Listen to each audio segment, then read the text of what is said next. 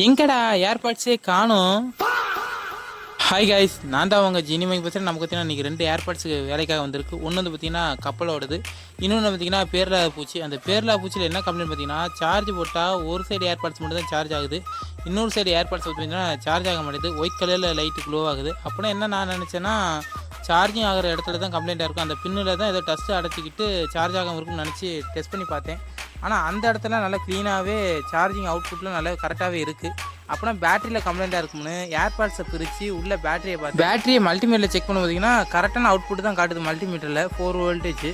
அப்போனா பாக்ஸில் இருக்க பேட்டரியில் கம்ப்ளைண்ட்டாக இருக்கும்னு அதுலேயும் செக் பண்ணி பார்க்குறப்ப அதுலேயும் 4 வோல்டேஜ் கரெக்டாக தான் இருக்குது. அப்போனா பட்ஸோட மதர் போர்டில் தான் கம்ப்ளைண்ட்டாக இருக்கும்னு பட்ஸை பிரிக்க ஆரம்பிச்சிட்டு, அப்புறம் இதே மாதிரி வீடியோ பார்க்குறதுக்கு நம்ம சேனலை மறக்காமல் சப்ஸ்கிரைப் பண்ணிவிடுங்க, இன்ஸ்டாகிராமில் ஃபாலோ பண்ணிவிடுங்க, நிறைய பேருக்கு வீடியோவை ஷேர் பண்ணிடுங்க. உங்களுக்கு பார்க்க பிடிக்கலான்னு பரவாயில்ல, லைக் பண்ண பிடிக்கலான்னு பரவாயில்ல, நிறைய பேருக்கு ஷேர் மட்டும் பண்ணிடுங்க.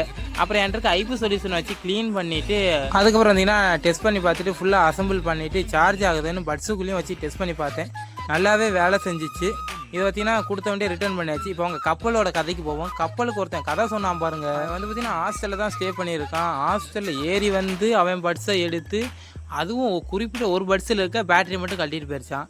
அவன் அதுக்கு பேட்டரி மட்டும் காணுண்டா மாற்றித்தாடான்னு சொல்லியிருந்தா கூட எனக்கு மனசாரி இருக்கும். அவன் அதுக்கு குரங்கு வந்து திருடிட்டு போச்சுன்னு சொன்னா பாருங்க, என்னால் அது ஏற்றுக்கவே முடியலை. எனக்கு தெரிஞ்சு அந்த குரங்கு நம்ம சேனலை சப்ஸ்கிரைப் பண்ணிக்கணும்னு நினைக்கிறேன். அதனால தான் அதுக்கு தேடி பிடிச்சி அவன் பேட்டரியை மட்டும் அட்டையை போட்டிருக்கு. ஓகே, ஏதோ ஒன்று இருக்கட்டும். நீங்கள் என்ன நினைக்கிறீங்க இதை மறக்காமல் கமெண்ட் பண்ணிவிடுங்க. அப்புறம் என்கிட்ட இன்னொரு பேட்டரி எடுத்து சால்ட்ரிங் பண்ணி அசம்பிள் பண்ணிவிட்டு திருப்பி அவன்கிட்ட ரிட்டர்ன் கொடுத்துட்டேன். அப்புறம் இதே மாதிரி வீடியோ பார்க்க நம்ம சேனலை மறக்காமல் ஃபாலோ பண்ணிக்கிட்டே இருங்க. தேங்க்யூ ஃபார் வாட்சிங். அடுத்த வீடியோவில் பார்க்கலாம்.